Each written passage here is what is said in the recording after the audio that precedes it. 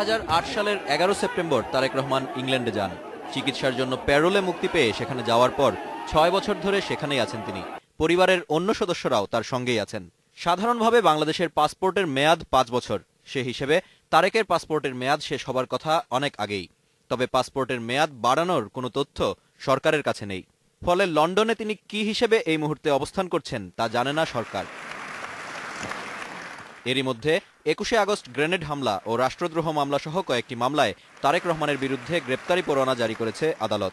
গত সপ্তাহেই আনুষ্ঠানিকভাবে তারেক রহমানকে ফেরত পাঠাতে যুক্তরাজ্য সরকারকে চিঠি দেয় Bangladesh.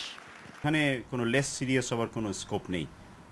We are pursuing this with all seriousness. সেখানে প্রয়োজনে আইনের সহায়তা নেওয়া হবে, প্রয়োজনে যুক্তরাজ্যে আইনের সহায়তা নেবে বাংলাদেশ সরকার।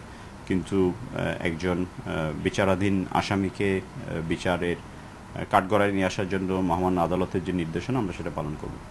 চিকিৎসাধীন দাবি করলেও লন্ডনে অবস্থানকালে বিভিন্ন রাজনৈতিক সমাবেশে বক্তব্য দেন তারেক রহমান। এতে স্বাধীনতা যুদ্ধের ইতিহাস ও বঙ্গবন্ধুর ভূমিকা নিয়ে মন্তব্য করেন, যা নিয়ে দেশে বিতর্কের পাশাপাশি আদালতে মামলাও হয় তার বিরুদ্ধে। তবে যুক্তরাজ্যের সাথে বাংলাদেশের কোনো বন্দি বিনিময় চুক্তি নেই, কিন্তু তারেক রহমানকে ফেরত আনতে এটি কোনো বাধা নয় বলে মনে করেন পররাষ্ট্র প্রতিমন্ত্রী।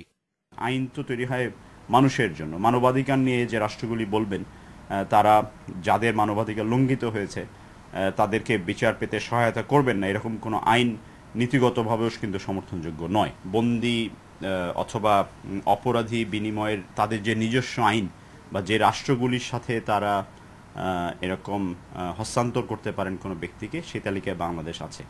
তিনি জানান, যুক্তরাজ্যের কাছে পাঠানো চিঠির জবাব পাওয়ার পরই পরবর্তী পদক্ষেপ নেবে সরকার। অনুপম দেব, ইন্ডিপেন্ডেন্ট নিউজ, ঢাকা।